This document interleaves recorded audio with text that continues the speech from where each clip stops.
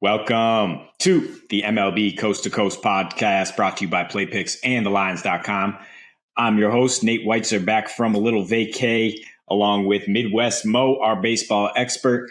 We will continue to bring you every night game slate every weekday of this MLB season. We have 12 games on this Monday, pretty solid options to go through. Please like and subscribe to the page so you don't miss any content. And there is written content on MLB and NBA through the end of that season on PlayPicks and TheLines.com. Mo is our head writer at The Line, so he will have your takes all season long for MLB. And as always, if you need a FanDuel or DraftKings account, head to FDPicks.com or DKPicks.com. Find these listings in your local area. Reading off the lines real quick for these 12 games, Mo. We got Colorado in a toss-up at Pittsburgh. Chicago Cubs, that is, minus 125 at the Reds. Baltimore plus 270 at the Yankees with Cole going for them. The Dodgers, big favorites at the Nats, minus 215 there. Phillies minus 135 at Braves with Wheeler starting. The Tigers plus 168 at Red Hot Minnesota. Blue Jays in a toss-up at the Cardinals. Guardians plus 172 at Houston. Royals minus 102 with Greinke on the mound at Arizona. A's are plus 145 at Seattle. Brewers toss-up at Padres. And then the Mets, slight underdogs at plus 125 as they face the Giants again. We're going to go lightning round here, just go through a few games and throw out some takes, see what Mo thinks. So starting with the Cubs game, Drew Smyly has lost 5 straight, but he's looked a lot better than he has in recent years. Low hard hit rate. He's throwing his cutter and curve a lot more to get that softer contact, staying away from his fastball, which is not overwhelming by any means. And guys are chasing. I mean, he's got a low zone rate, but an outside the zone contact rate, nearly 70% and nearly a 40% outside swing rate. The Reds do chase. They're top 10 in terms of their lack of plate discipline, or bottom 10, I guess, rather. And then they're throwing out Vlad Gutierrez, who's in that high walk rate, high home run per 9. He's got a 6.5% swinging strike rate with a fastball that grades very negative. And this Cubs offense has been impressive lately, especially. They didn't get to Madison Bumgarner, but otherwise they've rattled a few starters lately. So I think the Cubs are getting some value here at minus 125.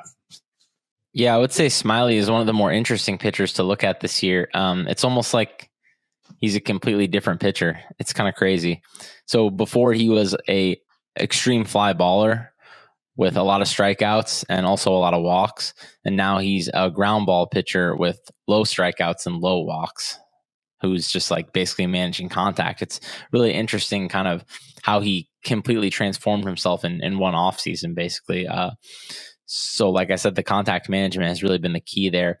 Only Zach Eflin has a lower exit velocity allowed. If you look at the StatCast leaderboards out of qualified pitchers, Smyly 84.4 mile per hour exit velocity. That would have been I think that would have led the league last year. And he's cut his average launch angle immensely. He's been double digits every year of his career. It's down to 7.3 degrees this year. And it's like you said, it's all working off basically what he did with his fastball. His fastball used to be his best pitch back in the day when he was coming up with the Rays. Hasn't been good in years, though. I think the last time it had a positive pitch value was 2015. So he's rightfully cut it literally to throw his cutter more. And yeah, like you said, Vlad Gutierrez, he's really, really bad. I mean, I tried fading him a bunch last year and he kept performing decent. It was really frustrating, but now the other side, the other shoe's dropping, and I've gotten a few fades successfully in this year. So nice to get a little bit of that back. I have him rated below replacement level. He's really bad. And yeah, the Cubs offense past month or so, they haven't been quite as good as they were at the beginning of the year. And Cincinnati's actually hitting, but even if I just don't give the Cubs any credit for their offense here, I think the edge in starting pitchers is so big that I did have the Cubs closer to minus 135. So if you can get minus 125, I think just a thin edge there, but a bettable edge for me. Yeah, and the Cubs do have some more impressive arms out of the pen, that's for sure. So if it gets down into that, you got to feel good about the money line there. Looking at Yeah, their another, pen's been actually randomly awesome this year. yeah, I mean, Theo still still unearthing some gems there. Um, so looking at the Phillies, who also have a pitching edge at Atlanta with Zach Wheeler going against Tucker Davidson.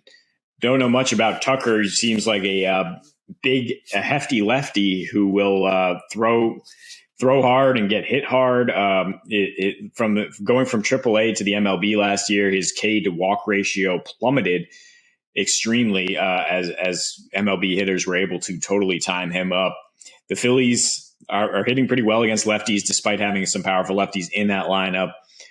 They have the highest line drive rate still against lefties, so I think they'll be able to produce. And Wheeler is a guy who still has room for positive regression. He's blanked the opponent in 3 of his last 4 starts, with the Dodgers being the exception. Career low 2.66 FIP. His swinging strike rate is the same. He's getting more swings outside the zone and completely limiting like home runs and barrel contact, despite having a high BABIP. He's pretty much limiting that. And the Braves have been so boom bust, so dependent on the long ball, that I think I really like Wheeler's chances to hold down this offense. He's gone 7 strong in both of his last 2 against the Braves. I think we see another solid outing here tonight. Yeah, Wheeler started off the season a little rough, gave up some runs, and was quite a bit down on his velocity. It's starting to trend back up, so that's really good for him.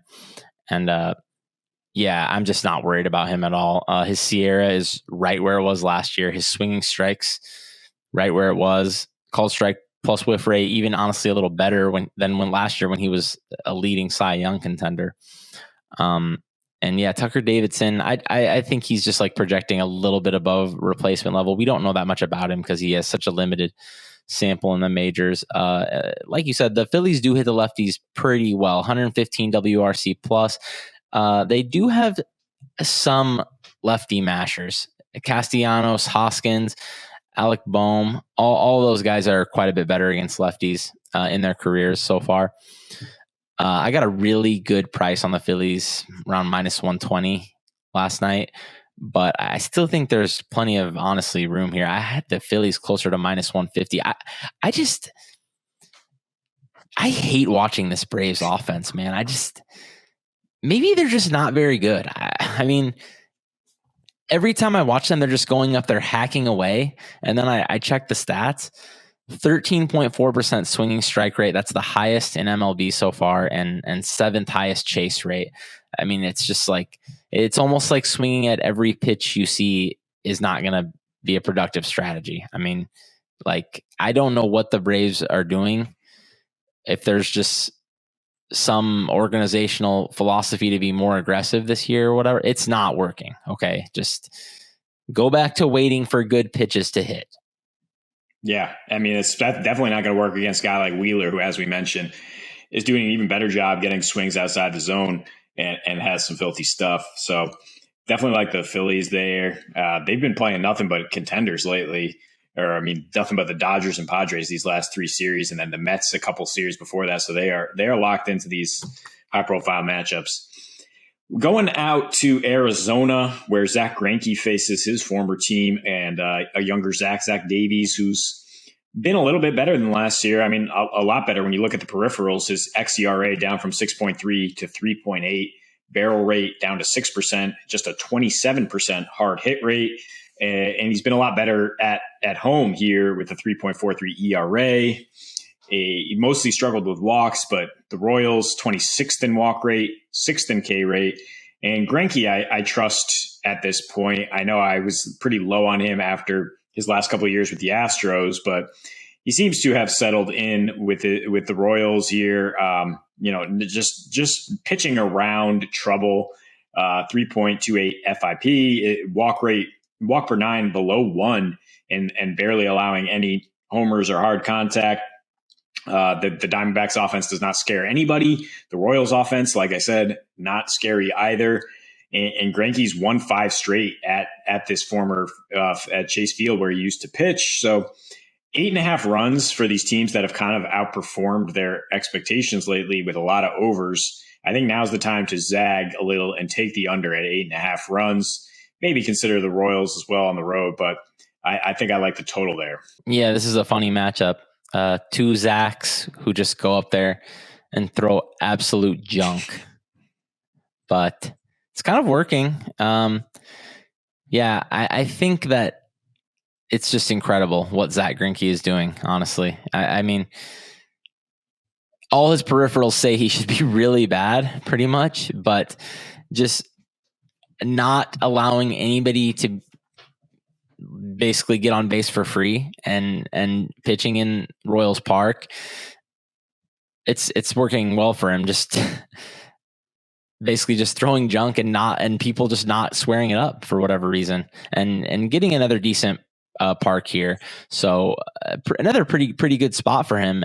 And yeah, Zach Davies, I don't know how much to believe in his improvement, but he is limiting hard contact legitimately so far. And he's kind of leaning more into a 2-pitch mix with just mostly fastball changeup. So hopefully they're just not going to allow him to pitch very deep, because he's definitely not a guy I would want to see the third time through the order how it goes. But I've been really honestly surprised. I've tried to fade Greinke a bunch this year. It's been kind of mixed results. So it seems like he's legitimately doing something that like the projections and the peripherals aren't capturing there. And with just how putrid these offenses are, I would definitely lean to the under as well. Yeah, I mean, they've got to come back to earth here. The Diamondbacks putting up all these crooked numbers. Not really sure where that's coming from, but the Royals are a team you can always depend on to play that kind of low-scoring style and get back to that at some point. The last game we're going to look at is Tigers at Twins, and the Tigers keep shifting starters on us. We thought it might be Elvin Rodriguez, who Mo thinks is an absolute pinata. Now it's Briesque, who it might be pretty solid. I mean, throws hard, good ground ball rate at the AAA level, getting a lot of first strikes here at the major league level. And then Chris Archer, who has really just been asked to go 3 or 4 innings for this Twins squad. He pretty much gives up a solo home run every start, walks a few guys. I don't know if his strand rate's going to last, but and has not really been the same guy since Tommy John surgery, because he can't seem to get his slider to snap like it used to.